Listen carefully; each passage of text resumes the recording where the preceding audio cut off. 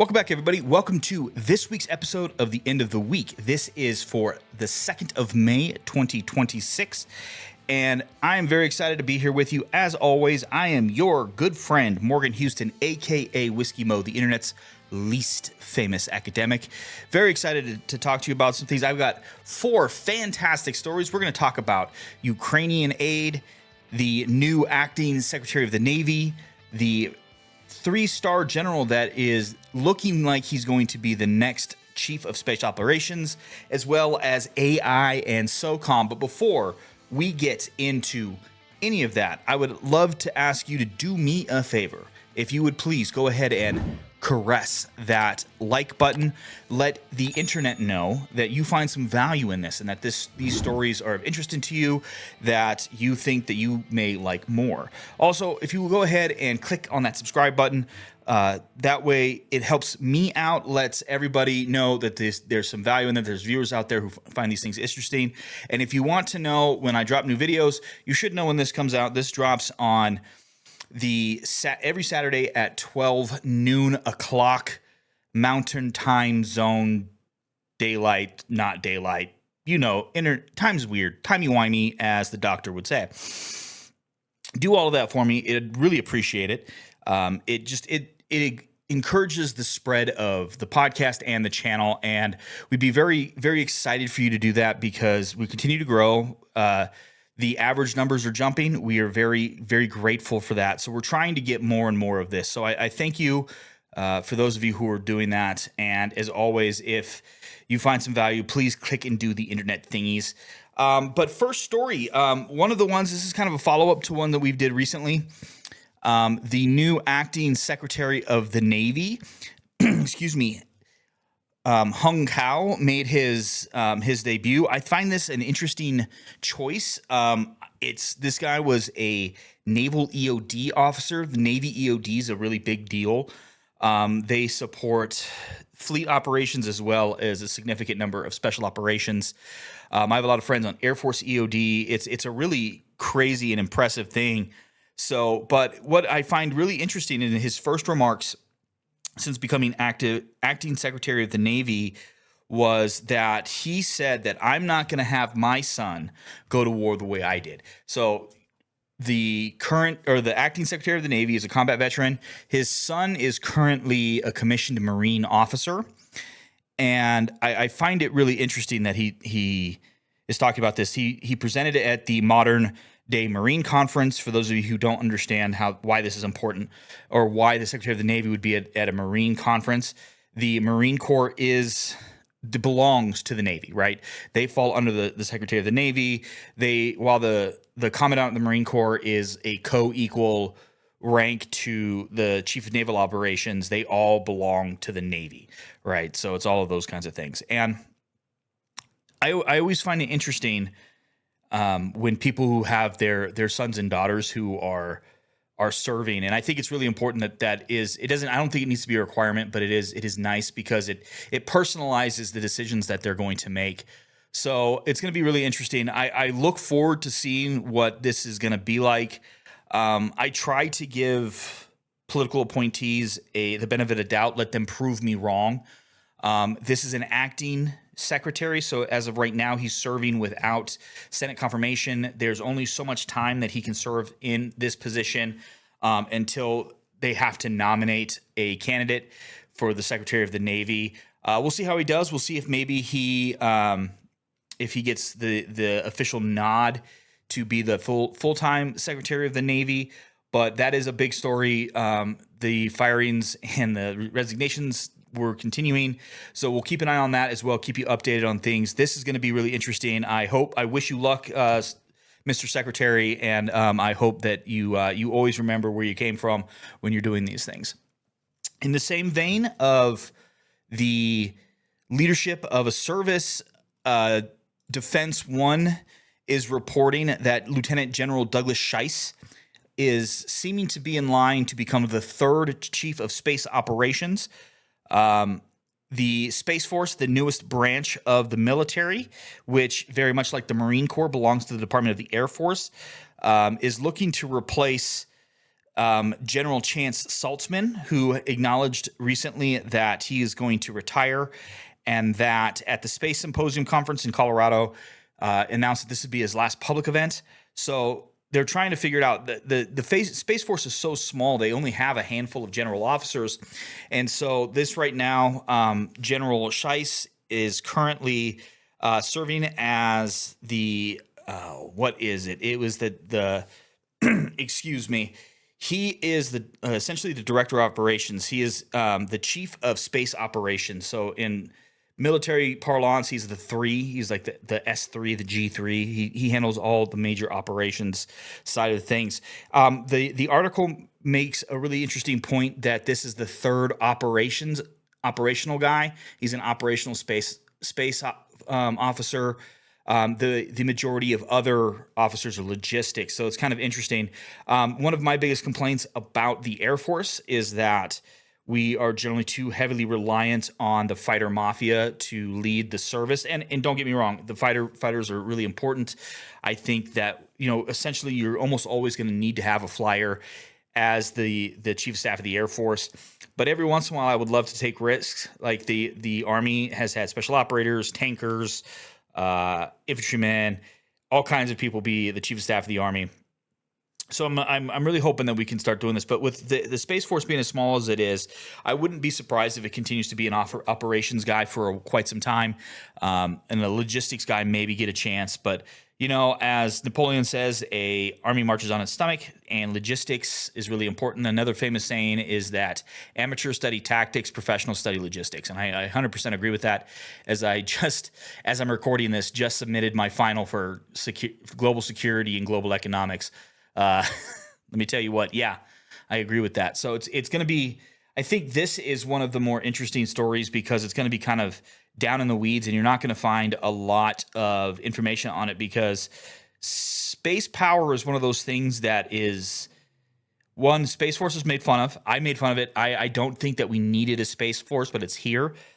I would say, though, that space and space dominance is one of the most important things of the future fight.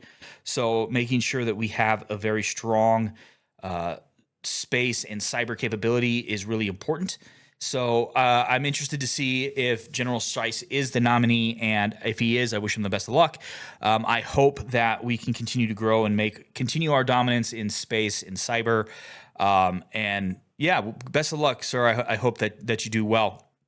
Next, Special Operations Command has stated that they want to add AI autonomy at every level. It's sounding like they want to add AI-enabled technology all the way down to the team level, which can be very small.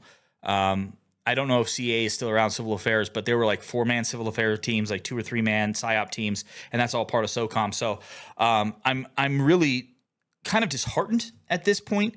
I think that we are moving a little bit too fast on this. Like I don't really want to dive too much in the story. I'll post all these stories in the thing below.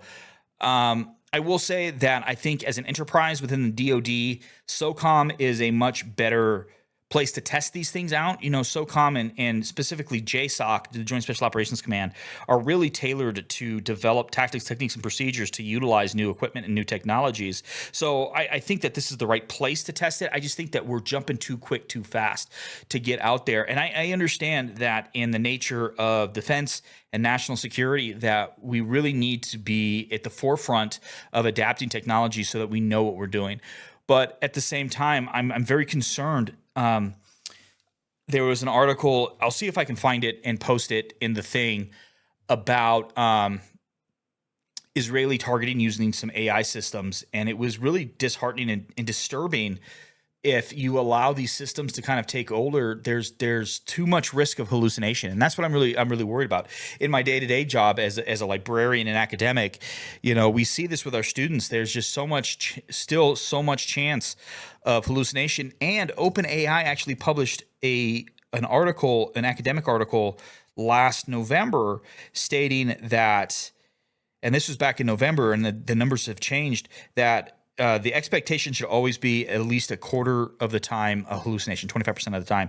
And then recently, some of those numbers have been adjusted to 40% of the time.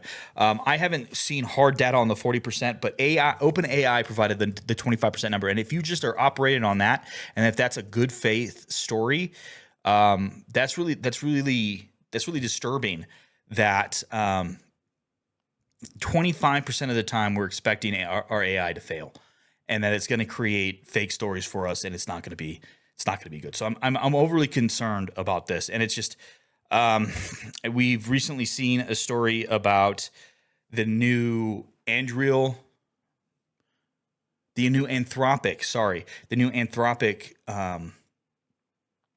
AI system deleted an entire company's data and left many car rental places hanging, and so that's really disturbing as well. This is something that we really need to watch for. We already have enough problems with blue on blue, with friendly fire, with fratricide, and things like that. So I don't want that to be the case, and I'm concerned about AI, especially in targeting and any kind of unmanned weapons system. So we'll see how this goes. We'll see what happens here, but yeah, I'm concerned. My hope is that we can get this right, but I'm a little concerned about what we're going to do. Last and not least, the Secretary of Defense has been on the Hill testifying, but recently $400 million in Ukraine support has been released, but this comes essentially after Mitch McConnell, the Republican senator, has wrote a pretty angry op-ed in the New York Times calling out why this allocated money from Congress has not been released. And as Secretary Hegseth was placed on the stand, not the stand, but was testifying before Congress, was asked about it. And it was, he said, as of yesterday, had been released. The article I'm reading was written on the 29th, which is a few days ago as you're listening to this, the 29th of April. And this is a battle not just for military aid of an ally, which I think is really important. We need to make sure that we uphold our commitments to our allies, especially ones that have been promised. But what this is really showing is a domestic battle of the power of the Constitution, right? Congress, by the Constitution, has the power of the purse. They are the ones who can allocate funds, who tell you where it goes. And then the executive branch is supposed to execute it, hence the name executive branch. And we're seeing even monies and things that have been allocated by bipartisan parts of Congress that they are the administration currently is using ideological standards to withhold some funding. And I find that really troublesome because the way that the world is set right now with near peer threats and great power competition, and even though I believe that Russia is a fading power, they're trying to hold on to their last vestiges of the importance in the world, they are still a threat, especially to our allies in Europe. And who knows where that could go if there was to be a thing. And so right now, Ukraine is that stalwart against Russia. They're tying up so much of Russian assets, so much of Russian armor and troops.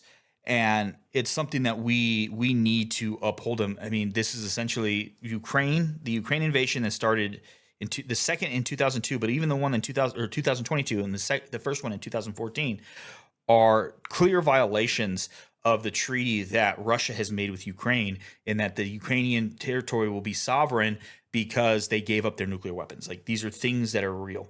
So I think that when we promise that we are going to send aid to a nation and it has been passed by Congress, any administration, doesn't matter who it is, needs to just execute that deal. So I'm glad to see that's going to happen. I hope it gets through. $400 million is not an insignificant amount.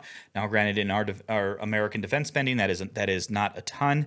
But yeah, we'll see how this is going. So quick one today, just kind of going over some of the stories and a little bit of my commentary. As always, if you find some value in this, please go ahead and gently caress that like button.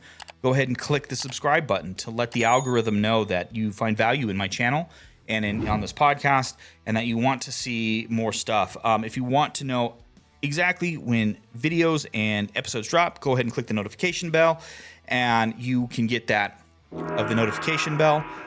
I hope all of you have a great week, and we'll see you again at the end of the week.